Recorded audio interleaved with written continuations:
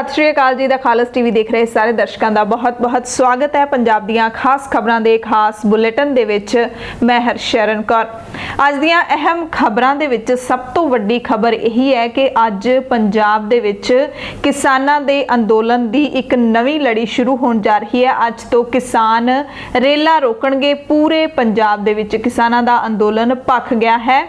अज तो लैके परसों यानी कि 26 सितंबर तक किसान रेला रोकणगे। 3 दिन तक रेला रोकण की कवायद है जिहड़ी वो चलेगी ते कल नूं पंजाब बंद का ऐलान भी किया गया। कई सियासी पार्टियां नूं छड्ड के पंजाब दा बच्चा बच्चा किसानां दी हमायत दे विच नितरिया है। पंजाब दा हर वर्ग किसानां दे नाल खड़ा है। सिद्धू ने भी विरोध किया है। अमृतसर दे विच कहा साडी पग नूं हथ पाया मोदी सरकार ने ते असीं चुप नहीं बैठांगे, ये कानून रद्द करवा के हटांगे। दिल्ली जा रहे बैंस भरावां नूं हरियाणा पुलिस ने शंभू बॉर्डर दे उत्ते रोक लिया। पानी दीयां जबरदस्त बुछाड़ां कीतियां। भगवंत मान ने पंजाब दे हर पिंड नूं एक नवीं अपील की है कि जे तुसी ये करोगे इनू कोई भी रद्द नहीं कर सकता। ना सुप्रीम कोर्ट, ना राष्ट्रपति, ना प्रधानमंत्री। केड़ी अपील केड़ी सलाह दी है खेती बिल रद्द करवाउण नूं ਉਹ ਤੁਹਾਨੂੰ ਦੱਸਾਂਗੇ। कैप्टन साहब ने कहा कि अकाली दल किसानों के संघर्ष ਨੂੰ ਤਾਰਪੀਡੋ ਕਰਨ ਦੀ कोशिश कर रहा है। हरसिमरत बादल चीची ते खून ला के शहीद नहीं बन सकती, ये कहा सुखदेव सिंह ढींडसा ने। बादल पिंड तो मुड़दे किसानों के नाल वड्डा हादसा वापरिया। एक किसान की मौत भी हो गई है। सुमेध सैनी नूं अदालतां दोवें हत्थीं छावां कर रही ने। हरेक केस विच गिरफ्तारी तो राहत दे दित्ती है सैनी नूं। किसानों के संघर्ष की आड़ विच मोदी सरकार ने पता ही नहीं किन्ने बिल पास करवा ले ने राज सभा ते लोक सभा दे विच। सूबे दे विच प्री प्राइमरी अध्यापकां दियां 8,393 असामियां भरन नूं हरी झंडी मिल गई है। पंजाब दे विच एक कमिशन है जिहड़ा वो भी नवां गठित कर दिता है, जिहड़ा अकालियां ने खत्म कर दिता सी। जम्मू कश्मीर दे विच पंजाबी भाषा नूं नहीं मिलिया सरकारी भाषा का दर्जा। पंजाब दीयां खबरां दे विस्तार तो पहलां तुहानूं कोरोना वायरस की अपडेट जरूर दस दिंदे हां कि कोरोना वायरस दे की हालात रहे ने। पंजाब दे विच 23 सितंबर नूं एक दिन दे विच पंजाब दे विच 64 मौतां दर्ज कीतियां गईयां ने। एक दिन दे विच 2117 लोग ठीक होए ने ते 23 सितंबर नूं 2123 नवे मरीज भी आए ने। हुण सूबे दे विच 2990 हो गई है मौतां दी गिणती ਅਤੇ कुल पॉजिटिव मरीजों की गिणती 1,03,464 हो गई है। ठीक होने वाले मरीजों की गिणती 79,244 हो गई है ते एक्टिव केस हुण सूबे दे विच 21,230 ने। ऑक्सीजन सपोर्ट ते 458 मरीज ने ते क्रिटिकल हालत दे विच वेंटिलेटर सपोर्ट दे उत्ते 72 मरीज ने। पंजाब दे विच सब तो वध प्रभावित जिला इस वक्त जिहड़ा है वो मोहाली है, जिथे 2753 पॉजिटिव केस ने, एक्टिव पॉजिटिव केस ने। टोटल इत्थे 9,375 केस जिन्हां विचों 6,473 ठीक हो चुके ने ते 149 मौतां भी हो चुकियां ने मोहाली दे विच। उस तो बाद दूसरे नंबर ते जलंधर है 2137 पॉजिटिव केसां दे नाल। उस तो बाद तीजे नंबर ते अमृतसर 1785 केस ने, फिर पटियाला 1751 केस ने ते फिर लुधियाना 1509। लुधियाना ने काफ़ी रिकवर किया है। लुधियाना पहले थां ते हुंदा सी। इत्थे कुल 16,780 केस सी जिन्हां विचों 14,583 लोग ठीक हो गए ने। पंजाब दीयां खबरां दा विस्तार। गल किसानां दी। धरने उत्ते बैठा हक मंगे पंजाब, थोड़े नवियां कानूनां मेरा रोलना अनाज। जो किसानां दे नाल खड़ू ओही पिंडां विच वड़ू। किसान ये नारे ला रहे ने, पिंडां दे पिंड उठ खड़े हुए ने इस अंदोलन दे विच ते रेलां रोकण दा जिहड़ा आगाज़ है वो 24 सितंबर तो हो जाएगा। 24 तो लैके 26 सितंबर तक पंजाब दे विच रेलां रोकण दा प्रोग्राम है किसानां दे इस अंदोलन दे विच। सो पंजाब दीयां खबरां दे विस्तार दे विच सब तो पहला तुहानूं एक 90 साल दे किसान दी बाइट सुणाउने आ। उन्हां ने की कहा कि किवें किसानां नूं सरकारां लुट रहीआं ने ते ये भी दुखी होए किसान ने कहा कि जे ये कानून पास हो गए तां मैं अपना जीवन है जिहड़ा वो खत्म कर दूंगा। मेरी जी 5 महीने घट 90 साल की आरजा हो गई। 45 साल हो गए मैनू ये जथेबंदी च काम करते हैं, पर साडी सरकार ने एक सुनवाई भी नहीं सुनी। सरकार सानू तंग कर रही है। जो साडा नाज है बच्चों का कमाया हुआ सप्पां दे सिर लतड़ के वो साडा मंडियां फड़ां ते रुल रहा है। ਸਾਡਾ ਨਰਮਾ ਕਪਾਹ ਤੇਲ ਵਗੈਰਾ ਜਿੰਨੀਆਂ ਵੀ ਚੀਜ਼ਾਂ ਨੇ ਸਾਡੀਆਂ ਨੂੰ ਭਾਅ ਨਹੀਂ ਮਿਲਦਾ। ਦੇਖੋ ਸਬਜ਼ੀ ਕਰ ਲਾਂਗੇ, ਕੱਦੂ ਕਰ ਲਾਂਗੇ, ਟਿੰਡੋ ਕਰ ਲਾਂਗੇ, ਭਿੰਡੀ ਸਾਨੂੰ ਭਾਅ ਨਹੀਂ ਮਿਲਦਾ। ਇਹ ਸਰਕਾਰ ਦਾ ਬਹਿ ਜੇ ਬੇੜਾ ਕਿਸਾਨਾਂ ਨੂੰ ਕੁਚੁੰਬ ਰਹੀ ਹੈ। ਅੱਜ ਸਾਡੀਆਂ ਜਾਇਦਾਦਾਂ ਜਿਹੜੀਆਂ ਨੇ ਉਹਨਾਂ ਨੂੰ ਜਾਣੇ ਪਲਾਟਾਂ 'ਚ ਪਾ ਰਹੀ ਹੈ। 25 ਏਕੜ ਦਾ ਪਲਾਟ ਕਰਕੇ ਸਾਨੂੰ ਜਾਣੇ ਭਵਿੱਖ ਮਾਰ ਰਹੇ ਨੇ ਕਿਸਾਨਾਂ ਦਾ। ਉਹ ਪਲਾਟ ਦੇ ਵਿੱਚ ਕੀ ਹੋਊ? ਸਰਕਾਰ MP ਮੁੱਖ ਮੰਤਰੀ MLA ਦਾ ਨੌਕਰ ਛੱਡਿਆ ਹੋਊਗਾ। ਉਹ ਸਾਨੂੰ ਹਾਜ਼ਰੀਆਂ ਲਿਖ ਕੇ ਸਾਨੂੰ ਸੰਦ ਦੇਊਗਾ। ਸੰਦ ਦੇ ਕੇ ਸਾਡੇ ਬੱਚਿਆਂ ਦੀਆਂ ਹਾਜ਼ਰੀਆਂ ਲਾ ਕੇ ਕੰਮ ਤੇ ਲਾਊ। ਫਿਰ ਸਾਡੀਆਂ ਧੀਆਂ ਬੱਚੇ ਮਾਵਾਂ ਭੈਣਾਂ ਪਰੋਏ ਢਾਲੀ ਹੋ ਜਾਣੀਆਂ। ਸਾਨੂੰ ਲੱਕੜ ਨਹੀਂ ਦੇਣੀ ਕਿਸੇ ਨੇ, ਸਾਨੂੰ ਲੱਕੜੀ ਨਹੀਂ ਚੁਗਣ ਦੇਣੀ। ਬਾਕੀ ਆ ਸੜਕ ਨਿਕਲੀ ਆ ਵੱਡੀ ਚੌੜੀ 2.5 ਕਿੱਲਿਆਂ 'ਚ ਸੜਕ ਹੈ। ਅੱਜ ਜ਼ਿਮੀਂਦਾਰ ਸੋਚ ਰਹੇ ਨੇ ਜਦੋਂ ਮੇਰੇ ਪੈਰੋਂ ਤੋਂ ਜ਼ਮੀਨ ਖੁਸ਼ਕ ਗਈ, ਮਾਤਾ ਖੁਸ਼ਕ ਗਈ, ਕੀ ਕਰਾਂਗੇ? ਅੱਜ ਉਹਦਾ ਮੁੱਲ ਨਹੀਂ, ਕੋਈ ਰੇਟ ਨਹੀਂ। ਅਸੀਂ ਮੱਚਾਂਗੇ। ਅਸੀਂ ਧਾਨਾਂ ਦੇ ਵਿੱਚ ਮੈਂ ਬਾਂਹ ਖੜੀ ਕਰਦਾ, ਜਿੱਥੇ ਮਰਜ਼ੀ ਮੈਨੂੰ ਆ ਸੰਗਤਾਂ ਮਚਾ ਦੇਣ, ਮੈਂ ਜਿਉਂਦਾ ਮੱਚੂਗਾ ਜੇ ਸਾਡੀ ਨਾ ਮੰਗਾਂ ਮੰਨੀਆਂ। ਤੇ ਹੁਣ ਅਗਲੀ ਖਬਰ ਤੁਹਾਨੂੰ ਦੱਸ ਦਈਏ ਕਿ ਬਠਿੰਡਾ ਦੇ ਵਿੱਚ ਬਾਦਲ ਪਿੰਡ ਦੇ ਵਿੱਚ ਬਾਦਲਾਂ ਦੇ ਘਰ ਦੇ ਬਾਹਰ ਜਿਹੜਾ ਮੋਰਚਾ ਲਾਇਆ ਹੋਇਆ ਸੀ ਕਿਸਾਨਾਂ ਨੇ, 8ਵੇਂ ਦਿਨ ਉਹ ਮੋਰਚਾ 22 ਸਤੰਬਰ ਨੂੰ ਖਤਮ ਹੋ ਗਿਆ ਸੀ। 22 ਸਤੰਬਰ ਨੂੰ ਜਦੋਂ ਮੋਰਚਾ ਖਤਮ ਹੋਇਆ ਤਾਂ ਇੱਕ ਬੱਸ ਦੇ ਵਿੱਚ ਕਿਸਾਨ ਸਵਾਰ ਸੀਗੇ ਜਿਹੜੇ ਆਪੋ ਆਪਣੇ ਘਰਾਂ ਨੂੰ ਜਾ ਰਹੇ ਸੀ। ਕਿਸਾਨ ਉੱਥੇ ਵੱਡੀ ਗਿਣਤੀ 'ਚ ਸੀਗੇ, ਪਰ ਇੱਕ ਬੱਸ ਹੈ ਜਿਹੜੀ ਉਹ ਟਰਾਲੇ ਦੇ ਨਾਲ ਟਕਰਾ ਗਈ ਸੀ, ਜਿਹਦੇ ਕਾਰਨ ਇੱਕ ਕਿਸਾਨ ਪਿੰਡ ਕਿਸ਼ਨਗੜ੍ਹ ਦੇ 57 ਸਾਲ ਦੇ ਕਿਸਾਨ ਮੁਖਤਿਆਰ ਸਿੰਘ ਦੀ ਮੌਤ ਹੋ ਗਈ। ਇਹ ਇੱਕ ਜਿਹੜੀ ਮਾਯੂਸ ਕਰਨ ਵਾਲੀ ਖਬਰ ਹੈ ਤੇ ਇਸ ਹਾਦਸੇ ਦੇ ਵਿੱਚ 17 ਕਿਸਾਨ ਜ਼ਖਮੀ ਵੀ ਹੋ ਗਏ, ਜਿਨ੍ਹਾਂ ਦਾ ਬਠਿੰਡਾ ਦੇ ਵੱਖ-ਵੱਖ ਹਸਪਤਾਲਾਂ ਦੇ ਵਿੱਚ ਇਲਾਜ ਚੱਲ ਰਿਹਾ ਹੈ। ਮੋਰਚੇ ਦੀ ਸਮਾਪਤੀ ਤੋਂ ਬਾਅਦ ਇਹ ਸਾਰੇ ਪਿੰਡ ਕਿਸ਼ਨਗੜ੍ਹ ਨੂੰ ਮੁੜ ਰਹੇ ਸੀਗੇ ਤੇ ਰਾਹ ਦੇ ਵਿੱਚ ਬਠਿੰਡਾ ਮਾਨਸਾ ਮੁੱਖ ਮਾਰਗ ਉੱਤੇ ਪਿੰਡ ਕੋਟ ਫੱਤਾ ਦੇ ਨੇੜੇ ਖੜਾ ਟਰਾਲਾ ਸੀ, ਉਹਦੇ ਵਿੱਚ ਬੱਸ ਦੀ ਟੱਕਰ ਵੱਜ ਗਈ ਤੇ ਇਹ ਹਾਦਸਾ ਵਾਪਰ ਗਿਆ। ਜ਼ਖਮੀ 17 ਕਿਸਾਨਾਂ ਦੇ ਵਿੱਚੋਂ 2 ਕਿਸਾਨਾਂ ਦੀ ਹਾਲਤ ਗੰਭੀਰ ਦੱਸੀ ਜਾ ਰਹੀ ਹੈ ਤੇ ਕਿਸਾਨਾਂ ਨੇ ਬਠਿੰਡਾ ਦੇ ਵਿੱਚ ਪੁਲ ਦੇ ਉੱਤੇ ਧਰਨਾ ਵੀ ਲਾ ਦਿੱਤਾ ਸੀ, ਕਿਉਂਕਿ ਕਿਸਾਨ ਕਹਿੰਦੇ ਸੀ ਕਿ ਜਿਹੜੇ ਕਿਸਾਨ ਜ਼ਖਮੀ ਹੈਗੇ ਨੇ ਉਹਨਾਂ ਦੇ ਇਲਾਜ ਦੇ ਵਿੱਚ ਢਿੱਲ ਵਰਤੀ ਜਾ ਰਹੀ ਹੈ ਤੇ ਇਸੇ ਕਰਕੇ ਹੀ ਜਿਹੜੇ ਗੰਭੀਰ ਜ਼ਖਮੀ ਮੁਖਤਿਆਰ ਸਿੰਘ ਦੀ ਉਹਨਾਂ ਦੀ ਵੀ ਮੌਤ ਹੋ ਗਈ, ਕਿਉਂਕਿ ਇਲਾਜ ਸਹੀ ਤਰੀਕੇ ਦੇ ਨਾਲ ਨਹੀਂ ਹੋਇਆ। ਤੇ ਜਥੇਬੰਦੀਆਂ ਨੇ ਕਿਸਾਨ ਮੁਖਤਿਆਰ ਸਿੰਘ ਨੂੰ ਇਸ ਅੰਦੋਲਨ ਦਾ ਪਹਿਲਾ ਸ਼ਹੀਦ ਐਲਾਨ ਦਿੱਤਾ ਹੈ। ਕਿਸਾਨਾਂ ਦੇ ਇਸ ਅੰਦੋਲਨ ਦਾ ਪਹਿਲਾ ਸ਼ਹੀਦ ਕਿਸਾਨ ਮੁਖਤਿਆਰ ਸਿੰਘ ਤੇ ਕਿਸਾਨ ਜਥੇਬੰਦੀਆਂ ਨੇ ਮੰਗ ਵੀ ਕੀਤੀ ਹੈ ਕਿ ਮ੍ਰਿਤਕ ਕਿਸਾਨ ਦੇ ਪਰਿਵਾਰ ਨੂੰ 10 ਲੱਖ ਰੁਪਏ, ਸਰਕਾਰੀ ਤੇ ਨਿੱਜੀ ਬੈਂਕਾਂ ਦਾ ਸਾਰਾ ਕਰਜ਼ਾ ਮਾਫ ਕਰਨ ਤੇ ਪਰਿਵਾਰ ਦੇ ਇੱਕ ਵਿਅਕਤੀ ਨੂੰ ਸਰਕਾਰੀ ਨੌਕਰੀ ਦੇਣ ਦੀ ਮੰਗ ਰੱਖੀ ਹੈ ਤੇ ਜ਼ਖਮੀ ਜਿਹੜੇ ਕਿਸਾਨ ਨੇ ਉਹਨਾਂ ਦੇ ਮੁਫਤ ਇਲਾਜ ਅਤੇ 2-2 ਲੱਖ ਰੁਪਏ ਦਾ ਮੁਆਵਜ਼ਾ ਦੇਣ ਦੀ ਮੰਗ ਕੀਤੀ ਗਈ ਹੈ। ਇਸ ਦੌਰਾਨ ਪੰਜਾਬ ਕਾਂਗਰਸ ਦੇ ਪ੍ਰਧਾਨ ਸੁਨੀਲ ਜਾਖੜ ਵੀ ਬਠਿੰਡਾ ਪਹੁੰਚੇ। ਜ਼ਖਮੀ ਕਿਸਾਨਾਂ ਦਾ ਹਾਲ ਚਾਲ ਪੁੱਛਣ ਦੇ ਲਈ ਕਿਹਾ ਕਿ ਕਿਸਾਨਾਂ ਦੇ ਨਾਲ ਹੈ ਸਾਡੀ ਸਰਕਾਰ ਅਤੇ ਕਿਸਾਨਾਂ ਦੀ ਹਰ ਸੰਭਵ ਸਹਾਇਤਾ ਕਰੇਗੀ, ਪਰ ਇਹ ਨਹੀਂ ਐਲਾਨ ਕੀਤਾ ਗਿਆ ਕਿ ਕੀ ਸਹਾਇਤਾ ਕਰੇਗੀ। ਹਰ ਸੰਭਵ ਸਹਾਇਤਾ ਜਿਹੜੀ ਉਸ ਦਾ ਨਾਮ ਐਲਾਨ ਕੀਤਾ ਗਿਆ। ਜਾਖੜ ਨੇ ਖੇਤੀ ਬਿੱਲਾਂ ਨੂੰ ਕਿਸਾਨ ਦੀ ਮੌਤ ਦਾ ਜ਼ਿੰਮੇਵਾਰ ਦੱਸਿਆ। ਜਾਖੜ ਨੇ ਖੇਤੀ ਬਿੱਲਾਂ ਨੂੰ ਕਿਸਾਨ ਦੀ ਮੌਤ ਦਾ ਜ਼ਿੰਮੇਵਾਰ ਦੱਸਿਆ ਤੇ ਅਕਾਲੀ ਦਲ ਦੇ ਉੱਤੇ ਵੀ ਨਿਸ਼ਾਨਾ ਲਾਉਣਾ ਨਹੀਂ ਭੁੱਲੇ। ਕਿਹਾ ਕਿ ਅਕਾਲੀ ਦਲ ਹਾਲੇ ਵੀ ਅਸਿੱਧੇ ਤੌਰ ਤੇ ਬਿੱਲਾਂ ਦਾ ਸਮਰਥਨ ਕਰ ਰਿਹਾ ਹੈ ਤੇ ਹਾਲੇ ਤੱਕ ਵੀ ਉਹਨਾਂ ਨੇ ਆਪਣਾ ਸਟੈਂਡ ਸਪਸ਼ਟ ਨਹੀਂ ਕੀਤਾ। ਹੁਣ ਗੱਲ ਕਰ ਲੈਂਦੇ ਹਾਂ ਨਵਜੋਤ ਸਿੰਘ ਸਿੱਧੂ, ਪੰਜਾਬ ਦੇ ਸਾਬਕਾ ਕੈਬਨਿਟ ਮੰਤਰੀ। ਉਹ ਵੀ ਆਪਣੇ ਮਹਿਲਾਂ ਦੇ ਵਿੱਚੋਂ ਬਾਹਰ ਨਿਕਲੇ। ਮੰਤਰਾਲਾ ਛੱਡਣ ਤੋਂ ਬਾਅਦ ਪਹਿਲੀ ਵਾਰੀ ਨਵਜੋਤ ਸਿੰਘ ਸਿੱਧੂ ਮੀਡੀਆ ਦੇ ਨਾਲ ਰੂਬਰੂ ਹੋਏ। ਰੋਸ ਰੈਲੀ ਕੀਤੀ ਭੰਡਾਰੀ ਪੁਲ ਤੋਂ ਲੈ ਕੇ ਹਾਲ ਬਾਜ਼ਾਰ ਦੇ ਵਿੱਚ ਟਰੈਕਟਰਾਂ ਦੇ ਉੱਤੇ ਚੜ੍ਹ ਕੇ ਰੋਸ ਰੈਲੀ ਕੀਤੀ। ਨਵਜੋਤ ਸਿੰਘ ਸਿੱਧੂ ਨੇ ਕਾਲਾ ਕੁੜਤਾ ਪਜਾਮਾ ਪਾਇਆ ਹੋਇਆ ਸੀ ਰੋਸ ਦੇ ਵਜੋਂ ਅਤੇ ਨਵਜੋਤ ਸਿੱਧੂ ਨੇ ਕਿਹਾ ਕਿ ਕੇਂਦਰ ਦੀ ਸਰਕਾਰ ਨੇ ਸਾਡੀ ਪੱਗ ਨੂੰ ਹੱਥ ਪਾਇਆ, ਸਾਡੀ ਗੈਰਤ ਨੂੰ ਹੱਥ ਪਾਇਆ ਹੈ। ਕਿਹਾ ਕਿਉਂਕਿ ਕਿਸਾਨ ਸਾਡੀ ਪੱਗ ਹੈ, ਸਾਡੀ ਸ਼ਾਨ ਹੈ ਤੇ ਸਾਡੇ ਪ੍ਰਾਣ ਨੇ। ਉਹ ਕਹਿੰਦੇ ਨੇ ਕਿ ਮੇਰੇ ਲਈ ਕਿਸਾਨ ਸਭ ਕੁਝ ਹੈ ਤੇ ਮੈਂ ਕਿਸਾਨਾਂ ਦੇ ਲਈ ਪਹਿਲਾਂ ਵੀ ਖੜਾ ਸੀ, ਹੁਣ ਵੀ ਖੜਾ ਹਾਂ।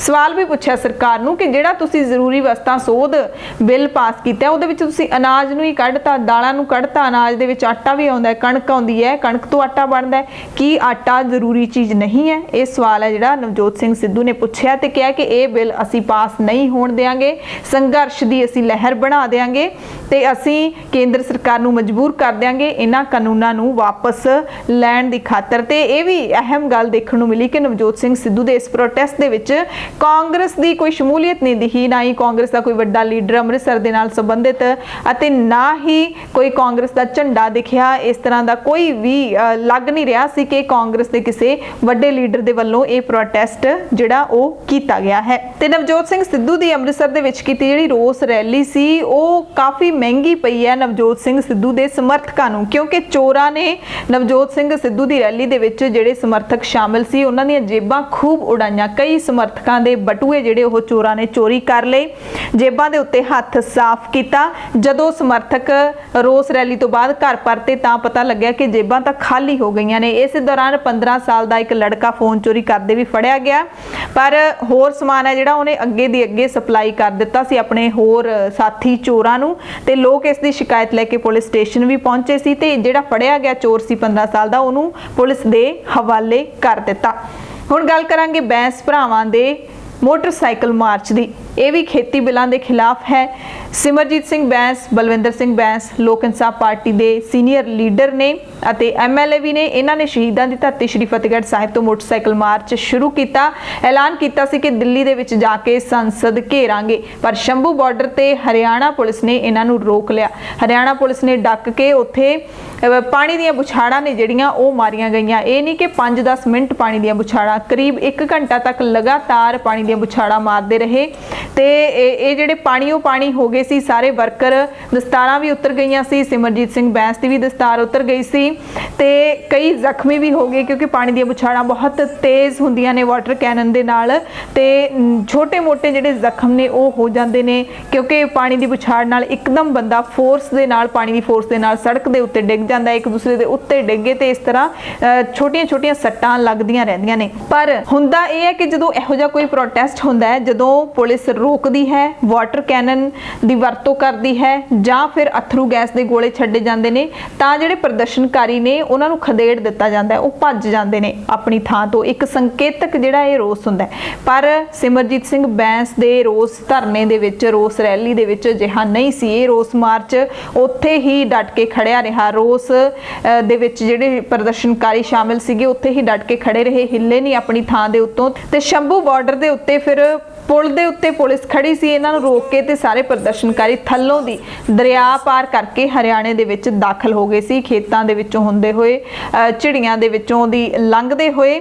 ਤੇ ਸਿਮਰਜੀਤ ਬੈਂਸ ਨੇ ਫਿਰ ਮੀਡੀਆ ਦੇ ਨਾਲ ਗੱਲਬਾਤ ਵੀ ਕੀਤੀ। ਉਹਨਾਂ ਨੇ ਕਿਹਾ ਕਿ ਸਾਡੀ ਮੰਗ ਇਹੀ ਹੈ ਕਿ ਖੇਤੀ ਬਿੱਲ ਨੇ ਜਿਹੜੇ ਉਹ ਪਾਸ ਨਾ ਕੀਤੇ ਜਾਣ। ਮੁੱਖ ਮੰਤਰੀ ਕੈਪਟਨ ਅਮਰਿੰਦਰ ਸਿੰਘ ਨੂੰ ਵੀ ਅਪੀਲ ਕੀਤੀ ਕਿ ਮੁੱਖ ਮੰਤਰੀ ਕੈਪਟਨ ਦਿੱਲੀ ਚੱਲਣ, ਸਾਰੀਆਂ ਪਾਰਟੀਆਂ ਦੀ, ਸਾਰੇ ਅੰਦੋਲਨ ਦੀ ਅਗਵਾਈ ਕਰਨ ਅਤੇ ਦਿੱਲੀ ਨੂੰ ਜਾ ਕੇ ਘੇਰਨ, ਦਿੱਲੀ ਦੀ ਸੰਸਦ ਨੂੰ ਜਾ ਕੇ ਘੇਰਨ। ਸੰਸਦ ਦੀ ਕਾਰਵਾਈ ਚੱਲ ਰਹੀ ਹੈ ਅਤੇ ਕੇਂਦਰ ਦੀ ਸਰਕਾਰ ਜਿਹੜੀ ਦਿੱਲੀ 'ਚ ਬਹਿ ਕੇ ਨੀਤੀਆਂ ਘੜਦੀ ਹੈ ਲੋਕ ਮਾਰੂ, ਉਸ ਨੂੰ ਘੇਰਿਆ ਜਾਵੇ। ਉਹਨਾਂ ਨੇ ਕਿਹਾ ਕਿ ਕੈਪਟਨ ਸਾਹਿਬ ਪੂਰੀ ਤਰ੍ਹਾਂ ਦੇ ਨਾਲ ਵਿਰੋਧ ਦੇ ਵਿੱਚ ਨੇ ਇਹਨਾਂ ਬਿੱਲਾਂ ਦੇ ਵਿੱਚ, ਤਾਂ ਕਿਉਂ ਨਹੀਂ ਉਹ ਅਗਵਾਈ ਕਰਦੇ ਇੱਕ ਵੱਡੇ ਅੰਦੋਲਨ ਦੀ। ਪੰਜਾਬ ਤੋਂ ਬਾਅਦ ਹੁਣ ਤੁਹਾਨੂੰ ਦਿੱਲੀ ਲੈ ਚੱਲਦੇ ਹਾਂ, ਜਿੱਥੇ ਸੀਨੀਅਰ ਕਾਂਗਰਸ ਲੀਡਰ ਅਤੇ ਰਾਜ ਸਭਾ ਦੇ ਵਿੱਚ ਵਿਰੋਧੀ ਧਿਰ ਦੇ ਲੀਡਰ ਗੁਲਾਮ ਨਬੀ ਆਜ਼ਾਦ ਨੇ ਰਾਸ਼ਟਰਪਤੀ ਰਾਮਨਾਥ ਕੋਵਿੰਦ ਦੇ ਨਾਲ ਮੁਲਾਕਾਤ ਤੋਂ ਪਹਿਲਾਂ ਪ੍ਰਦਰਸ਼ਨ ਕੀਤਾ। ਵਿਰੋਧੀ ਧਿਰਾਂ ਦਾ ਪ੍ਰਦਰਸ਼ਨ ਹੋਇਆ ਤੇ ਰਾਸ਼ਟਰਪਤੀ ਦੇ ਨਾਲ ਮੁਲਾਕਾਤ ਦੇ ਦੌਰਾਨ ਉਹਨਾਂ ਨੇ 8 ਸੰਸਦ ਮੈਂਬਰਾਂ ਨੂੰ ਮੁਅੱਤਲ ਕਰਨ ਦੇ ਮੁੱਦਿਆਂ ਤੇ ਜਾਣੂ ਕਰਵਾਇਆ।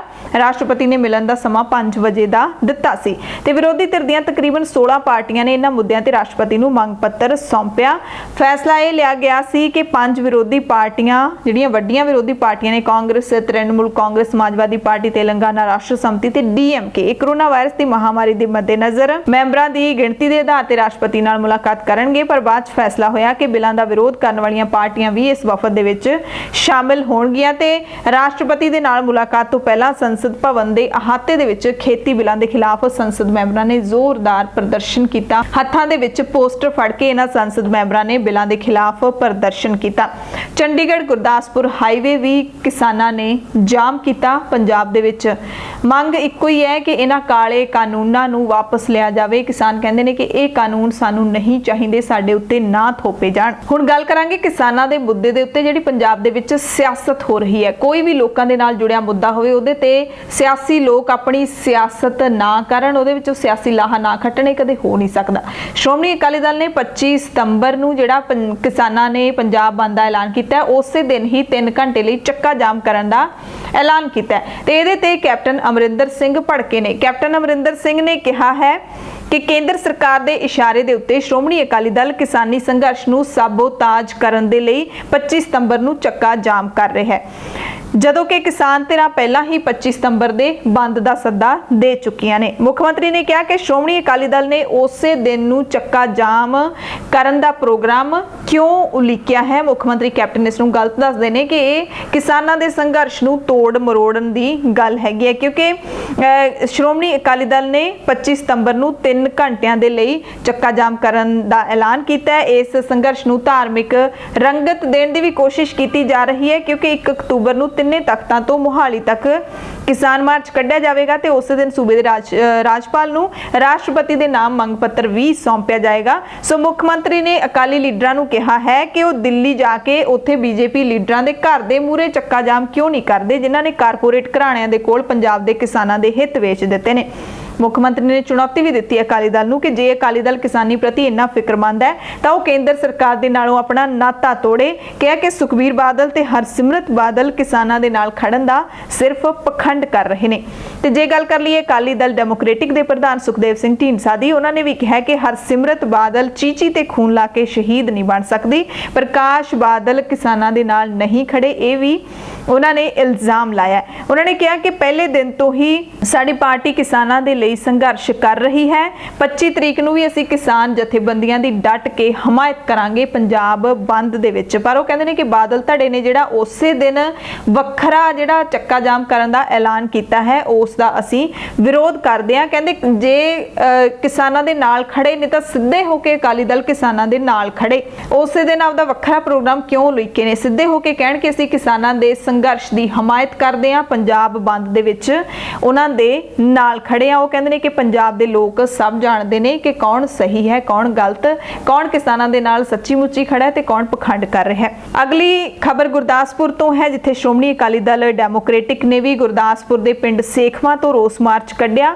ਅਗਵਾਈ ਅਕਾਲੀ ਲੀਡਰ ਸੇਵਾ ਸਿੰਘ ਸੇਖਵਾਂ ਨੇ ਕੀਤੀ। ਅਕਾਲੀ ਦਲ ਛੱਡ ਚੁੱਕੇ ਜਿਹੜੇ ਇਹ ਟਕਸਾਲੀ ਅਕਾਲੀ ਲੀਡਰ ਸੀਗੇ, ਪਹਿਲਾਂ ਹੁਣ ਡੈਮੋਕ੍ਰੈਟਿਕ ਪਾਰਟੀ ਦੇ ਵਿੱਚ ਨੇ, ਸੁਖਦੇਵ ਸਿੰਘ ਢੀਂਡਸਾ ਦੀ ਪਾਰਟੀ ਦੇ ਵਿੱਚ। ਪਿੰਡ ਸੇਖਵਾਂ ਤੋਂ ਸ਼ੁਰੂ ਹੋਇਆ ਰੋਸ ਮਾਰਚ ਪੂਰਾ ਦਿਨ ਜ਼ਿਲ੍ਹੇ ਦੇ ਵੱਖ-ਵੱਖ ਪਿੰਡਾਂ ਤੋਂ ਹੁੰਦਾ ਹੋਇਆ ਡੀਸੀ ਗੁਰਦਾਸਪੁਰ ਦੇ ਦਫ਼ਤਰ ਵਿੱਚ ਜਾ ਕੇ ਖਤਮ ਹੋਇਆ। ਸੇਵਾ ਸਿੰਘ ਸੇਖਵਾਂ ਨੇ ਕਿਹਾ ਕਿ ਖੇਤੀ ਬਿੱਲ ਕਾਲੇ ਕਾਨੂੰਨ ਨੇ, ਕਿਸਾਨ ਮਾਰੂ ਨੇ, ਇਸ ਨਾਲ ਪੂਰਾ ਪੰਜਾਬ ਤਬਾਹ ਹੋ ਜਾਏਗਾ। ਕਿਸਾਨ ਤਬਾਹ ਹੈ ਤਾਂ ਪੰਜਾਬ ਤਬਾਹ ਹੈ। ਤੇ ਹੁਣ ਗੱਲ ਕਰਾਂਗੇ ਸੰਗਰੂਰ ਤੋਂ ਐਮਪੀ ਭਗਵੰਤ ਮਾਨ ਦੀ। ਭਗਵੰਤ ਮਾਨ ਨੇ ਇੱਕ ਵੱਖਰੀ ਜਿਹੜੀ ਸਲਾਹ ਦਿੱਤੀ ਹੈ ਕਿਸਾਨਾਂ ਨੂੰ। ਭਗਵੰਤ ਮਾਨ ਕਹਿੰਦੇ ਨੇ ਕਿ ਗ੍ਰਾਮ ਸਭਾ ਬੁਲਾਓ, ਪਿੰਡ ਬਚਾਓ। ਪੰਜਾਬ ਦੇ ਸਾਰੇ ਪਿੰਡਾਂ ਦੇ ਵਾਸੀ ਪਾਰਟੀ ਬਾਜ਼ੀ ਤੋਂ ਉੱਪਰ ਉੱਠ ਕੇ ਕਿਸਾਨ ਵਿਰੋਧੀ ਬਿੱਲਾਂ ਦੇ ਖਿਲਾਫ ਗ੍ਰਾਮ ਸਭਾ ਬੁਲਾ ਕੇ ਮਤੇ ਪਾਓ ਤੇ ਆਪਣੇ ਪਿੰਡ ਬਚਾਓ। ਭਗਵੰਤ ਮਾਨ ਕਹਿੰਦੇ ਨੇ ਕਿ ਗ੍ਰਾਮ ਸਭਾ ਦੇ ਵਿੱਚ ਪਾਸ ਕੀਤੇ ਗਏ ਮਤੇ ਨੂੰ ਪ੍ਰਧਾਨ ਮੰਤਰੀ ਵੀ ਰੱਦ ਨਹੀਂ ਕਰ ਸਕਦਾ। ਇਸ ਕਰਕੇ ਭਗਵੰਤ ਮਾਨ ਨੇ ਨਵੀਂ ਸਕੀਮ ਹੈ ਜਿਹੜੀ ਉਹ ਦਿੱਤੀ ਹੈ ਪੰਜਾਬ ਦੇ ਕਿਸਾਨਾਂ ਨੂੰ ਕਿ ਇਹ ਐਸੀ ਸਕੀਮ ਹੈ, ਅਜਿਹਾ ਪਲਾਨ ਹੈ ਜਿਹਨੂੰ ਸੁਪਰੀਮ ਕੋਰਟ ਵੀ ਚੁਣੌਤੀ ਨਹੀਂ ਦੇ ਸਕਦਾ ਤੇ ਪੰਚਾਇਤਾਂ ਦੇ ਮਤੇ ਨੂੰ ਪ੍ਰਧਾਨ ਮੰਤਰੀ ਵੀ ਰੱਦ ਨਹੀਂ ਕਰ ਸਕਦਾ।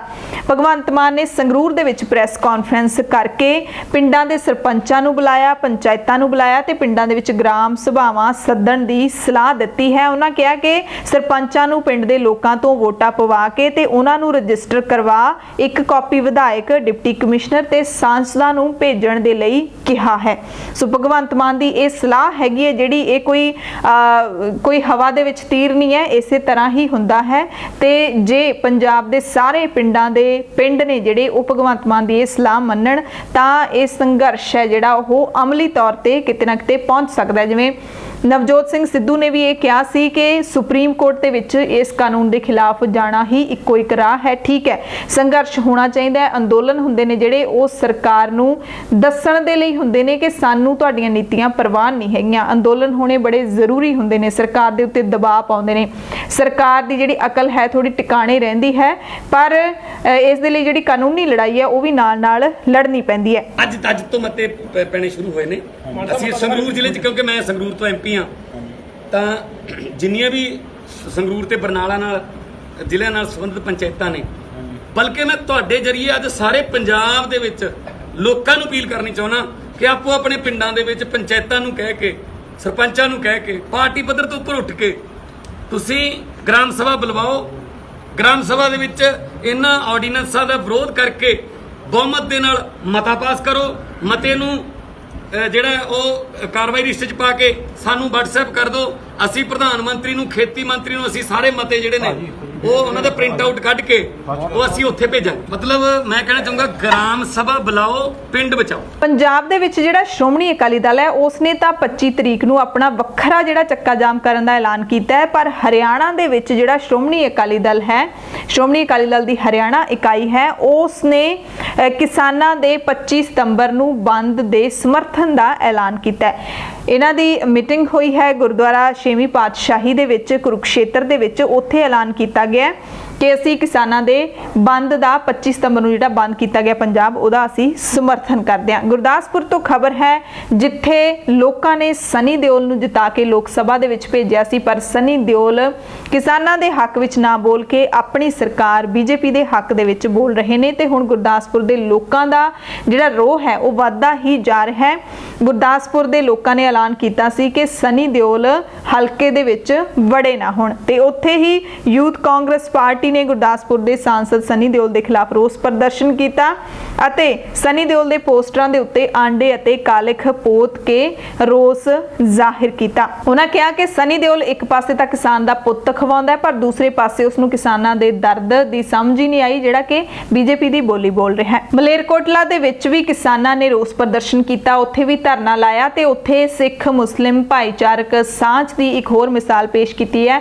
ਮਲੇਰਕੋਟਲੇ ਦੇ ਮੁਸਲਮਾਨਾਂ ਨੇ ਧਰਨੇ ਦੇ ਵਿੱਚ ਸ਼ਾਮਿਲ, ਰੋਸ ਪ੍ਰਦਰਸ਼ਨ ਦੇ ਵਿੱਚ ਸ਼ਾਮਿਲ ਕਿਸਾਨਾਂ ਦੇ ਲਈ ਲੰਗਰ ਲਾਇਆ ਅਤੇ ਉਹਨਾਂ ਨੂੰ ਆਪਣੀ ਹਮਾਇਤ ਹੈ ਜਿਹੜੀ ਉਹ ਦਿੱਤੀ। ਕਿਸਾਨਾਂ ਦੇ ਇਸ ਸੰਘਰਸ਼ ਦੇ ਵਿੱਚ ਪੰਜਾਬ ਦੇ ਕਲਾਕਾਰ ਵੀ ਨਿਤਰੇ ਨੇ। ਪੰਜਾਬੀ ਕਲਾਕਾਰ ਨੇ ਜਿਹੜੇ ਉਹ ਚਾਹੇ ਗਾਇਕ ਹੋਣ ਜਾਂ ਫਿਰ ਫਿਲਮ ਕਲਾਕਾਰ ਹੋਣ, ਕਾਫੀ ਨੇ ਜਿਹੜੇ ਉਹ ਕਿਸਾਨਾਂ ਦੀ ਸਪੋਰਟ ਦੇ ਵਿੱਚ ਆ ਰਹੇ ਨੇ। ਇੱਕ ਨਾਮ ਹੈ ਰਣਜੀਤ ਬਾਵਾ ਦਾ, ਜਿਹੜੇ ਕਿ ਪਹਿਲੇ ਦਿਨ ਤੋਂ ਹੀ ਕਿਸਾਨਾਂ ਦੇ ਹੱਕ ਦੇ ਵਿੱਚ ਖਾਸੀ ਲਾਮਬੰਦੀ ਕਰ ਰਹੇ ਨੇ, ਸੋਸ਼ਲ ਮੀਡੀਆ ਦੇ ਜ਼ਰੀਏ ਲੋਕਾਂ ਨੂੰ ਜਾਗਰੂਕ ਕਰ ਰਹੇ ਨੇ, ਕਿਸਾਨਾਂ ਦੇ ਅੰਦੋਲਨ ਦੇ ਵਿੱਚ ਡਟ ਕੇ ਖੜਨ ਦੀ ਹਮਾਇਤ ਕਰ ਰਹੇ ਨੇ। ਤੇ ਹੁਣ ਰਣਜੀਤ ਬਾਵਾ ਨੇ ਇੱਕ ਹੋਰ ਆਪਣੇ ਵੱਲੋਂ ਇੱਕ ਸਪੋਰਟ ਕੀਤੀ ਹੈ ਟਵਿੱਟਰ ਦੇ ਉੱਤੇ। ਉਹਨਾਂ ਨੇ ਆਪਣੇ ਅਕਾਊਂਟ ਦਾ ਨਾਮ ਬਦਲ ਕੇ #IStandWithFarmers ਰੱਖ ਦਿੱਤਾ ਹੈ। ਇਹ ਰਣਜੀਤ ਬਾਵਾ ਨੇ ਇੱਕ ਕਿਸਾਨਾਂ ਦੇ ਹੱਕ ਦੇ ਵਿੱਚ ਆਪਣਾ ਕਦਮ ਹੈ ਜਿਹੜਾ ਉਹ ਚੁੱਕਿਆ ਹੈ। ਪੰਜਾਬ ਦੀਆਂ ਅਹਿਮ ਖਬਰਾਂ ਦੇ ਵਿੱਚ ਹੁਣ ਤੁਹਾਨੂੰ ਦੱਸ ਦਿੰਨੇ ਆ 29 ਸਾਲ ਪੁਰਾਣੇ ਬਲਵੰਤ ਸਿੰਘ ਮੁਲਤਾਨੀ ਕੇਸ ਦੀ, ਜਿਹਦੇ ਵਿੱਚ ਸੁਮੇਧ ਸੈਣੀ ਨੂੰ 23 ਸਤੰਬਰ ਨੂੰ ਬੁਲਾਇਆ ਗਿਆ ਸੀ ਮੋਹਾਲੀ ਦੇ ਮਟੌਰ ਥਾਣੇ ਦੇ ਵਿੱਚ ਸਵੇਰੇ 11 ਵਜੇ। ਪੁਲਿਸ ਫੋਰਸ ਵੀ ਉੱਥੇ ਵੱਡੀ ਗਿਣਤੀ ਦੇ ਵਿੱਚ ਲੱਗੀ ਹੋਈ ਸੀ। ਮੋਹਾਲੀ ਦੇ SSP ਕੁਲਦੀਪ ਸਿੰਘ ਚਾਹਲ ਵੀ ਸਵੇਰੇ 10 ਵਜੇ ਆ ਕੇ ਬਹਿ ਗਏ ਸੀ ਕਿ ਸੁਮੇਧ ਸੈਣੀ ਅੱਜ ਆਊਗਾ, ਕਿਉਂਕਿ ਸੁਪਰੀਮ ਕੋਰਟ ਨੇ ਹੁਕਮ ਦਿੱਤੇ ਸੀ ਕਿ ਜ਼ਮਾਨਤ ਜਿਹੜੀ ਆ ਉਹ ਤਾਂ ਦੇ ਰਹੇ ਆ ਜਾਂ ਫਿਰ ਗ੍ਰਿਫਤਾਰੀ ਦੇ ਉੱਤੇ ਰੋਕ ਤਾਂ ਲਾ ਰਹੇ ਆ ਜੇ ਤੁਸੀਂ ਜਾਂਚ ਦੇ ਵਿੱਚ ਸਹਿਯੋਗ ਕਰੋਗੇ ਪੁਲਿਸ ਦਾ। ਪਰ ਸੁਮੇਧ ਸੈਣੀ ਪੁਲਿਸ ਥਾਣੇ ਪਹੁੰਚਣ ਦੀ ਬਜਾਏ ਹਾਈ ਕੋਰਟ ਪਹੁੰਚ ਗਏ ਤੇ ਹਾਈ ਕੋਰਟ ਨੇ ਵੀ ਦੋਵੇਂ ਹੱਥਾਂ ਦੇ ਨਾਲ ਸੁਮੇਧ ਸੈਣੀ ਦਾ ਸਵਾਗਤ ਕੀਤਾ, ਵੱਡੀ ਰਾਹਤ ਦੇ ਦਿੱਤੀ।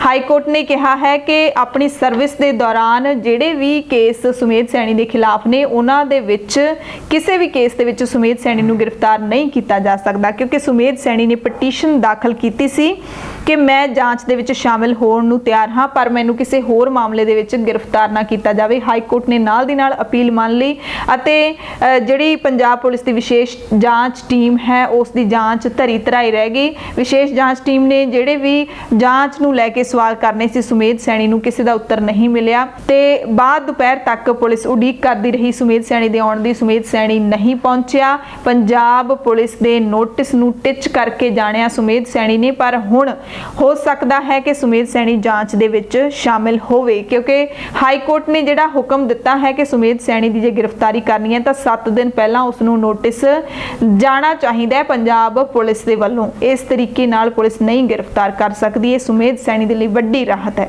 ਇੱਕ ਪੰਜਾਬ ਕੈਬਨਿਟ ਨੇ ਬੈਠਕ ਕੀਤੀ ਹੈ। ਪੰਜਾਬ ਕੈਬਨਿਟ ਦੀ ਬੈਠਕ ਦੇ ਵਿੱਚ ਕਈ ਅਹਿਮ ਫੈਸਲੇ ਲਏ ਗਏ ਨੇ। ਸਭ ਤੋਂ ਪਹਿਲਾ ਜਿਹੜਾ ਪੰਜਾਬ ਕੈਬਨਿਟ ਨੇ ਫੈਸਲਾ ਲਿਆ ਉਹ ਹੈ ਸਟੇਟ ਵਿਜੀਲੈਂਸ ਕਮਿਸ਼ਨ ਮੁੜ ਸਥਾਪਿਤ ਕਰਨ ਦਾ ਫੈਸਲਾ। 2006 ਦੇ ਵਿੱਚ ਮੁੱਖ ਮੰਤਰੀ ਕੈਪਟਨ ਦੀ ਅਗਵਾਈ ਵਾਲੀ ਜਦੋਂ ਸਰਕਾਰ ਸੀ ਪੰਜਾਬ ਦੇ ਵਿੱਚ, ਉਸ ਵੇਲੇ ਇਸ ਕਮਿਸ਼ਨ ਦਾ ਗਠਨ ਹੋਇਆ ਸੀ। 2007 ਦੇ ਵਿੱਚ ਅਕਾਲੀਆਂ ਦੀ ਸਰਕਾਰ ਆਉਂਦੀ ਹੈ ਪੰਜਾਬ ਦੇ ਵਿੱਚ ਤੇ ਇਹ ਕਮਿਸ਼ਨ ਨੂੰ ਖਤਮ ਕਰ ਦਿੱਤਾ ਗਿਆ ਸੀ। ਪਰ ਹੁਣ ਮੁੱਖ ਮੰਤਰੀ ਕੈਪਟਨ ਅਮਰਿੰਦਰ ਸਿੰਘ ਨੇ ਜਿਹੜੇ ਬਿਊਰੋਕਰੇਟਸ ਨੇ ਉਹਨਾਂ ਦੇ ਵਿੱਚ ਪਾਰਦਰਸ਼ਿਤਾ ਅਤੇ ਭ੍ਰਿਸ਼ਟਾਚਾਰ ਨੂੰ ਰੋਕਣ ਦੇ ਲਈ, ਪਾਰਦਰਸ਼ਿਤਾ ਨੂੰ ਲਿਆਉਣ ਦੇ ਲਈ ਇਸ ਕਮਿਸ਼ਨ ਨੂੰ ਮੁੜ ਤੋਂ ਸਥਾਪਿਤ ਕਰ ਦਿੱਤਾ ਹੈ। ਦੂਸਰੀ ਗੱਲ, ਪੰਜਾਬ ਪੁਲਿਸ ਦੇ ਵਿੱਚ SSP, DC ਤੇ ਉੱਪਰਲੇ ਦਰਜੇ ਦੇ ਪੁਲਿਸ ਅਧਿਕਾਰੀਆਂ ਦੇ ਵਿਰੁੱਧ ਜਿਹੜੇ ਗੰਭੀਰ ਦੋਸ਼ ਦੋਸ਼ ਲੱਗਦੇ ਨੇ ਉਹਨਾਂ ਦੇ ਜਾਂਚ ਲਈ ਬਣਾਇਆ ਗਿਆ ਪੰਜਾਬ ਰਾਜ ਪੁਲਿਸ ਸ਼ਿਕਾਇਤ ਅਥਾਰਟੀ ਉਹਦੇ ਨਿਯਮਾਂ ਨੂੰ ਵੀ ਪ੍ਰਵਾਨਗੀ ਦੇ ਦਿੱਤੀ ਹੈ। ਇਸੇ ਸਾਲ ਇਹ ਅਥਾਰਟੀ ਬਣਾਈ ਗਈ ਹੈ। ਸਰਕਾਰੀ ਅਤੇ ਨਿੱਜੀ ਮੈਡੀਕਲ ਕਾਲਜਾਂ ਦੇ ਵਿੱਚ ਮੈਡੀਕਲ ਸਿੱਖਿਆ ਅਤੇ ਢਾਂਚਾਗਤ ਸਹੂਲਤਾਂ ਨੂੰ ਮਜ਼ਬੂਤ ਕਰਨ ਦੇ ਲਈ ਕੈਬਨਿਟ ਦੀ ਇਸ ਬੈਠਕ ਦੇ ਵਿੱਚ ਐਕੈਡੈਮਿਕ ਸੈਸ਼ਨ 2020-21 ਤੋਂ ਵੱਖ-ਵੱਖ ਨਰਸਿੰਗ ਕੋਰਸਾਂ ਦੀ ਫੀਸ ਤੇ ਢਾਂਚੇ ਨੂੰ ਸੋਧਣ ਦੀ ਪ੍ਰਵਾਨਗੀ ਦੇ ਦਿੱਤੀ ਹੈ। ਯਾਨੀ ਕਿ ਜਿਹੜਾ ਪਿਛਲੇ ਸਮੇਂ ਦੌਰਾਨ ਕੈਬਨਿਟ ਨੇ ਐਲਾਨ ਕੀਤਾ ਸੀ ਮੈਡੀਕਲ ਫੀਸਾਂ ਦੇ ਵਿੱਚ ਬਹੁਤ ਵੱਡਾ ਵਾਧਾ ਕੀਤਾ ਗਿਆ, ਉਹਦੇ ਵਿੱਚ ਇਹ ਹੈ ਕਿ ਜਿਹੜੇ ਨਵੇਂ ਵਿਦਿਆਰਥੀ ਕੋਰਸ ਕਰਨ ਦੇ ਲਈ ਆਉਣਗੇ ਮੈਡੀਕਲ ਵਿਦਿਆ ਦੇ ਵਿੱਚ 2020-21 ਦੇ ਜਿਹੜੇ ਨਵੇਂ ਸੈਸ਼ਨ ਦੇ ਵਿਦਿਆਰਥੀ ਹੋਣਗੇ ਉਹਨਾਂ ਤੋਂ ਹੀ ਵੱਧ ਫੀਸ ਲਈ ਜਾਏਗੀ। ਬਾਕੀ ਸਾਰੇ ਜਿਹੜੇ ਵਿਦਿਆਰਥੀ ਆਲਰੇਡੀ ਪੜ੍ਹਾਈ ਕਰ ਰਹੇ ਨੇ ਉਹਨਾਂ ਦਾ ਕੋਰਸ ਹੈ ਜਿਹੜਾ ਚੱਲ ਰਿਹਾ MBBS ਦਾ ਜਾਂ ਫਿਰ ਹੋਰ ਵੀ ਜਿੰਨੇ ਵੀ ਮੈਡੀਕਲ ਸਿੱਖਿਆ ਨਾਲ ਸੰਬੰਧਿਤ ਕੋਰਸ ਨੇ ਉਹਨਾਂ ਦੇ ਕੋਰਸ ਭਾਵੇਂ ਅੱਜ ਤੋਂ 2 ਸਾਲ ਬਾਅਦ ਖਤਮ ਹੋਣ ਜਾਂ 3 ਸਾਲ ਬਾਅਦ ਖਤਮ ਹੋਣ ਉਹਨਾਂ ਤੋਂ ਪੁਰਾਣੀ ਫੀਸ ਹੀ ਲਈ ਜਾਵੇਗੀ। ਸਿਰਫ ਨਵੇਂ ਵਿਦਿਆਰਥੀਆਂ ਤੋਂ ਨਵੀਂ ਫੀਸ ਲਈ ਜਾਵੇਗੀ। ਇਸ ਦੇ ਨਾਲ ਹੀ ਪੰਜਾਬ ਕੈਬਨਿਟ ਨੇ ਪੰਜਾਬ ਦੇ ਵਿੱਚ 8393 ਪ੍ਰੀ ਪ੍ਰਾਇਮਰੀ ਅਧਿਆਪਕਾਂ ਦੀਆਂ ਪੋਸਟਾਂ ਭਰਨ ਦਾ ਵੀ ਐਲਾਨ ਕਰ ਦਿੱਤਾ ਹੈ। ਮੁੱਖ ਮੰਤਰੀ ਕੈਪਟਨ ਅਮਰਿੰਦਰ ਸਿੰਘ ਦੀ ਅਗਵਾਈ ਦੇ ਵਿੱਚ ਇਹ ਮੀਟਿੰਗ ਹੋਈ ਸੀ। ਇਸ ਦੇ ਨਾਲ ਹੀ ਅਧੀਨ ਸੇਵਾਵਾਂ ਚੋਣ ਬੋਰਡ ਦੇ ਵੱਲੋਂ ਮਾਲ ਵਿਭਾਗ ਪੰਜਾਬ ਦੇ ਵਿੱਚ ਪਟਵਾਰੀਆਂ ਦੀਆਂ 1090 ਅਸਾਮੀਆਂ ਦੀ ਭਰਤੀ ਦਾ ਵੀ ਐਲਾਨ ਕਰ ਦਿੱਤਾ ਗਿਆ। ਭਰਤੀ ਪ੍ਰਕਿਰਿਆ ਸ਼ੁਰੂ ਹੋ ਜਾਏਗੀ। 440 ਜੂਨੀਅਰ ਡਰਾਫਟਸਮੈਨ ਅਤੇ 35 ਸਹਾਇਕ ਜੇਲ੍ਹ ਸੁਪਰਡੈਂਟਾਂ ਦੀ ਭਰਤੀ ਪ੍ਰਕਿਰਿਆ ਵੀ ਜਲਦੀ ਸ਼ੁਰੂ ਹੋ ਜਾਏਗੀ। ਇਸ਼ਤਿਹਾਰ ਜਲਦੀ ਜਾਰੀ ਕੀਤਾ ਜਾਏਗਾ ਤੇ ਅਰਜ਼ੀਆਂ ਨੇ ਜਿਹੜੀਆਂ ਉਹ ਮੰਗੀਆਂ ਜਾਣਗੀਆਂ। ਅਗਲੀ ਖਬਰ ਪੰਜਾਬ ਨਾਲ ਤਾਂ ਨਹੀਂ ਜੁੜੀ ਪਰ ਪੰਜਾਬੀ ਦੇ ਨਾਲ ਜ਼ਰੂਰ ਜੁੜੀ ਹੈ। ਮਾਂ ਬੋਲੀ ਪੰਜਾਬੀ ਦੇ ਨਾਲ ਜੁੜੀ ਖਬਰ ਜੰਮੂ ਕਸ਼ਮੀਰ ਤੋਂ ਹੈ ਪਰ ਇਹ ਸੰਸਦ ਦੇ ਵਿੱਚੋਂ ਆਈ ਹੈ। ਸੰਸਦ ਦੇ ਵਿੱਚ ਜੰਮੂ ਕਸ਼ਮੀਰ ਭਾਸ਼ਾ ਬਿੱਲ 2020 ਨੂੰ ਪ੍ਰਵਾਨਗੀ ਦੇ ਦਿੱਤੀ ਗਈ ਹੈ ਪਰ ਇਸ ਬਿੱਲ ਦੇ ਵਿੱਚ ਪੰਜਾਬੀ ਨੂੰ ਸਰਕਾਰੀ ਭਾਸ਼ਾ ਵਜੋਂ ਸ਼ਾਮਿਲ ਨਹੀਂ ਕੀਤਾ ਗਿਆ। ਸਿਰਫ 5 ਭਾਸ਼ਾਵਾਂ ਹਿੰਦੀ, ਅੰਗਰੇਜ਼ੀ, ਉਰਦੂ, ਕਸ਼ਮੀਰੀ ਤੇ ਡੋਗਰੀ ਇਹਨਾਂ ਨੂੰ ਹੀ ਸਰਕਾਰੀ ਭਾਸ਼ਾ ਦਾ ਦਰਜਾ ਦਿੱਤਾ ਗਿਆ। ਜੰਮੂ ਕਸ਼ਮੀਰ ਦੇ ਵਿੱਚ ਪੰਜਾਬੀ ਨੂੰ ਸ਼ਾਮਿਲ ਕਰਨ ਦੀ ਜ਼ੋਰਦਾਰ ਮੰਗ ਉੱਠੀ ਸੀ ਪਰ ਸੰਸਦ ਦੇ ਦੋਵੇਂ ਸਦਨਾਂ ਨੇ ਇਹ ਬਿੱਲ ਪਾਸ ਕਰ ਦਿੱਤਾ ਹੈ ਪਰ ਪੰਜਾਬੀ ਨੂੰ ਸਰਕਾਰੀ ਭਾਸ਼ਾ ਦਾ ਦਰਜਾ ਨਹੀਂ ਮਿਲਿਆ। ਕਸ਼ਮੀਰੀ ਤੇ ਡੋਗਰੀ ਜੰਮੂ ਕਸ਼ਮੀਰ ਦੇ 74% ਲੋਕਾਂ ਦੀਆਂ ਭਾਸ਼ਾਵਾਂ ਨੇ ਪਰ 70 ਸਾਲਾਂ ਤੋਂ ਇਹਨਾਂ ਭਾਸ਼ਾਵਾਂ ਨੂੰ ਸੂਬੇ ਦੀਆਂ ਸਰਕਾਰੀ ਭਾਸ਼ਾਵਾਂ ਨਾ ਬਣਾ ਕੇ ਲੋਕਾਂ ਨੂੰ ਉਹਨਾਂ ਦੀਆਂ ਇੱਛਾਵਾਂ ਤੋਂ ਵਾਂਝਾ ਰੱਖਿਆ ਗਿਆ। ਇਹ ਕਿਹਾ ਗ੍ਰਹਿ ਮੰਤਰੀ ਜੀ ਕਿਸ਼ਨ ਰੈਡੀ ਨੇ। ਉਹਨਾਂ ਨੇ ਤਰਕ ਦਿੱਤਾ ਕਿ ਜੰਮੂ ਕਸ਼ਮੀਰ ਦੇ ਵਿੱਚ ਪੰਜਾਬੀ ਭਾਸ਼ਾ ਬੋਲਣ ਵਾਲੇ ਲੋਕਾਂ ਦੀ ਗਿਣਤੀ ਸਿਰਫ 1.78% ਹੈ। ਇਸ ਕਰਕੇ ਅਸੀਂ ਇਸ ਭਾਸ਼ਾ ਨੂੰ ਉਤਸ਼ਾਹਿਤ ਕਰਨ ਦੇ ਲਈ ਕਦਮ ਚੁੱਕਾਂਗੇ ਪਰ ਇਸ ਨੂੰ ਸਰਕਾਰੀ ਭਾਸ਼ਾ ਦੇ ਵਿੱਚ ਸ਼ਾਮਿਲ ਨਹੀਂ ਕੀਤਾ ਜਾ ਸਕਦਾ ਕਿਉਂਕਿ ਬੋਲਣ ਵਾਲੇ ਲੋਕਾਂ ਦੀ ਗਿਣਤੀ ਘੱਟ ਹੈ। ਉਹਨਾਂ ਕਿਹਾ ਕਿ ਬਿੱਲ ਦੇ ਵਿੱਚ ਪੰਜਾਬੀ, ਗੁਜਰੀ ਤੇ ਪਹਾੜੀ ਦੇ ਵਿਕਾਸ ਲਈ ਕਈ ਵਿਵਸਥਾਵਾਂ ਕੀਤੀਆਂ ਗਈਆਂ ਨੇ। ਕਸ਼ਮੀਰੀ ਤੇ ਡੋਗਰੀ 74% ਲੋਕਾਂ ਦੀ ਭਾਸ਼ਾ ਇਸ ਕਰਕੇ ਇਸ ਨੂੰ ਸਰਕਾਰੀ ਬਣਾਇਆ ਜਾਣਾ ਜ਼ਰੂਰੀ ਸੀ ਪਰ ਇਸ ਦੇ ਨਾਲ ਹੀ ਹਿੰਦੀ ਤੇ ਅੰਗਰੇਜ਼ੀ ਨੂੰ ਵੀ ਬਣਾਇਆ ਗਿਆ ਤੇ ਜੰਮੂ ਕਸ਼ਮੀਰ ਦੇ ਵਿੱਚ ਅੰਗਰੇਜ਼ੀ ਕੀ ਵੱਧ ਬੋਲਦੇ ਹੋਣਗੇ ਉੱਥੋਂ ਦੇ ਲੋਕ ਪੰਜਾਬੀ ਦੇ ਨਾਲੋਂ ਵੀ ਵੱਧ ਲੋਕ ਨੇ ਜਿਹੜੇ ਇੰਗਲਿਸ਼ ਬੋਲਦੇ ਨੇ। ਠੀਕ ਹੈ ਇੰਗਲਿਸ਼ ਇੰਟਰਨੈਸ਼ਨਲ ਭਾਸ਼ਾ ਹੈ ਉਸ ਨੂੰ ਵੀ ਸ਼ਾਮਿਲ ਕਰ ਦਿੱਤਾ ਜਾਵੇ ਕੋਈ ਦਿੱਕਤ ਨਹੀਂ ਪਰ ਪੰਜਾਬੀ ਦੇ ਨਾਲ ਇਹ ਵਿਵਹਾਰ ਕਿਉਂ। ਅਗਲੀ ਖਬਰ ਇੰਟਰਨੈਸ਼ਨਲ ਯਾਤਰਾ ਦੇ ਨਾਲ ਜੁੜੀ ਹੋਈ ਹੈ। ਸਾਊਦੀ ਅਰਬ ਨੇ ਨਵਾਂ ਐਲਾਨ ਕੀਤਾ ਹੈ ਕਿ ਭਾਰਤ ਤੋਂ ਕੋਈ ਵੀ ਫਲਾਈਟ ਸਾਊਦੀ ਅਰਬ ਨਹੀਂ ਜਾ ਸਕੇਗੀ ਨਾ ਹੀ ਸਾਊਦੀ ਅਰਬ ਤੋਂ ਭਾਰਤ ਜਾ ਸਕੇਗੀ। ਯਾਨੀ ਕਿ ਸਾਊਦੀ ਅਰਬ ਨੇ ਭਾਰਤ ਤੋਂ ਆਉਣ ਤੇ ਜਾਣ ਵਾਲੀਆਂ ਉਡਾਣਾਂ ਦੇ ਉੱਤੇ ਪਾਬੰਦੀ ਲਾ ਦਿੱਤੀ ਹੈ ਕੋਰੋਨਾ ਵਾਇਰਸ ਦੇ ਵੱਧਦੇ ਕੇਸਾਂ ਦੇ ਕਾਰਨ। ਸਾਊਦੀ ਅਰਬ ਨੇ ਭਾਰਤ ਦੇ ਨਾਲ ਬ੍ਰਾਜ਼ੀਲ ਤੇ ਅਰਜਨਟੀਨਾ ਤੋਂ ਆਉਣ ਵਾਲੀਆਂ ਉਡਾਣਾਂ ਤੇ ਵੀ ਪਾਬੰਦੀ ਲਾ ਦਿੱਤੀ ਹੈ ਆਉਣ ਜਾਣ ਦੋਵੇਂ ਉਡਾਣਾਂ ਦੇ ਉੱਤੇ ਤੇ ਇਹ ਪਾਬੰਦੀਆਂ ਉਹਨਾਂ ਸਾਰੇ ਯਾਤਰੀਆਂ ਤੇ ਵੀ ਲਾਗੂ ਹੁੰਦੀਆਂ ਨੇ ਜਿਹੜੇ ਕਿ ਸਾਊਦੀ ਯਾਤਰਾ ਤੋਂ 14 ਦਿਨ ਪਹਿਲਾਂ ਤੱਕ ਇਹਨਾਂ ਦੇਸ਼ਾਂ ਦੇ ਵਿੱਚ ਗਏ ਨੇ ਉਹ ਵੀ ਸਾਊਦੀ ਅਰਬ ਦੇ ਵਿੱਚ ਨਹੀਂ ਜਾ ਸਕਦੇ। ਹਾਲਾਂਕਿ ਜਿਹੜੇ ਸਰਕਾਰੀ ਸੱਦੇ ਦੇ ਉੱਤੇ ਜਾਣ ਵਾਲੇ ਸਰਕਾਰੀ ਅਧਿਕਾਰੀ ਨੇ ਉਹਨਾਂ ਨੂੰ ਇਸ ਐਲਾਨ ਤੋਂ ਬਾਹਰ ਰੱਖਿਆ ਗਿਆ। ਅਗਲੀ ਖਬਰ ਫਰੀਦਕੋਟ ਤੋਂ ਹੈ ਜਿੱਥੇ ਹਰ ਸਾਲ ਇਹਨਾਂ ਦਿਨਾਂ ਦੇ ਵਿੱਚ ਮਹਾਨ ਸੂਫੀ ਸੰਤ ਬਾਬਾ ਸ਼ੇਖ ਫਰੀਦ ਜੀ ਦਾ ਆਗਮਨ ਪੁਰਬ ਬਹੁਤ ਹੀ ਵੱਡੇ ਪੱਧਰ ਦੇ ਉੱਤੇ ਬੜੀ ਸ਼ਰਧਾ ਭਾਵਨਾ ਦੇ ਨਾਲ ਮਨਾਇਆ ਜਾਂਦਾ ਹੈ ਪਰ ਇਸ ਵਾਰ ਕੋਰੋਨਾ ਵਾਇਰਸ ਦੀ ਮਹਾਮਾਰੀ ਦੇ ਕਾਰਨ 5 ਦਿਨਾਂ ਮੇਲੇ ਨੂੰ ਸਾਦੇ ਢੰਗ ਦੇ ਨਾਲ ਮਨਾਇਆ ਗਿਆ। ਆਖਰੀ ਦਿਨ ਟਿੱਲਾ ਬਾਬਾ ਫਰੀਦ ਜੀ ਦੇ ਅਸਥਾਨ ਦੇ ਉੱਤੇ ਧਾਰਮਿਕ ਸਮਾਗਮ ਕਰਵਾਏ ਗਏ। ਸ਼੍ਰੀ ਅਖੰਡ ਪਾਠ ਸਾਹਿਬ ਦੇ ਭੋਗ ਪੈਣ ਤੋਂ ਬਾਅਦ ਕੀਰਤਨ ਦਰਬਾਰ ਵੀ ਸਜਾਇਆ ਗਿਆ। ਇਸ ਮੌਕੇ ਫਖਰੇ ਫਰੀਦ ਪੁਰਸਕਾਰ ਦੀ ਸ਼ੁਰੂਆਤ ਵੀ ਕੀਤੀ ਗਈ ਜੋ ਸਿਰਫ ਫਰੀਦਕੋਟ ਦੀਆਂ ਹੀ ਅਹਿਮ ਸ਼ਖਸੀਅਤਾਂ ਜਿਹੜੀਆਂ ਕਿ ਚੰਗਾ ਕੰਮ ਕਰਦੀਆਂ ਨੇ ਲੋਕਾਈ ਦੇ ਲਈ, ਉਹਨਾਂ ਨੂੰ ਵਧੀਆ ਸੇਵਾਵਾਂ ਕਰਨ ਦੇ ਲਈ ਸਨਮਾਨਿਤ ਕੀਤਾ ਜਾਏਗਾ ਫਖਰੇ ਫਰੀਦ ਪੁਰਸਕਾਰ ਦੇ ਨਾਲ। ਹਾਲਾਂਕਿ ਇਸ ਸਾਲ ਜਿਹੜੇ ਹਰ ਸਾਲ ਪੁਰਸਕਾਰ ਦਿੱਤੇ ਜਾਂਦੇ ਨੇ ਉਹ ਵੀ ਇਸ ਸਾਲ ਨਹੀਂ ਦਿੱਤੇ ਗਏ। ਕੋਵਿਡ-19 ਦੀ ਮਹਾਮਾਰੀ ਦੇ ਕਾਰਨ ਪਿਛਲੇ ਦਿਨੀ ਪ੍ਰਸ਼ਾਸਨ ਨੇ ਐਲਾਨ ਕਰ ਦਿੱਤਾ ਸੀ ਕਿ ਜਿਵੇਂ ਸਾਲਾਨਾ ਮੇਲਾ ਮਨਾਇਆ ਜਾਂਦਾ ਹੈ ਉਸ ਢੰਗ ਦੇ ਨਾਲ ਨਹੀਂ ਮਨਾਇਆ ਜਾਵੇਗਾ, ਲੋਕਾਂ ਨੂੰ ਅਸੀਂ ਇਕੱਠੇ ਨਹੀਂ ਕਰ ਸਕਦੇ। 5 ਦਿਨਾਂ ਮੇਲੇ ਦੇ ਵਿੱਚ ਕਈ ਤਰ੍ਹਾਂ ਦੇ ਖੇਡ ਮੁਕਾਬਲੇ, ਧਾਰਮਿਕ ਸਮਾਗਮ, ਪ੍ਰਦਰਸ਼ਨੀਆਂ, ਨਾਟਕ ਮੰਚਨ ਵੀ ਕਰਵਾਏ ਜਾਂਦੇ ਸੀ, ਪਰ ਇਸ ਵਾਰੀ ਬੇਹੱਦ ਸਾਦੇ ਢੰਗ ਦੇ ਨਾਲ ਇਹ ਪੁਰਬ ਮਨਾਇਆ ਗਿਆ।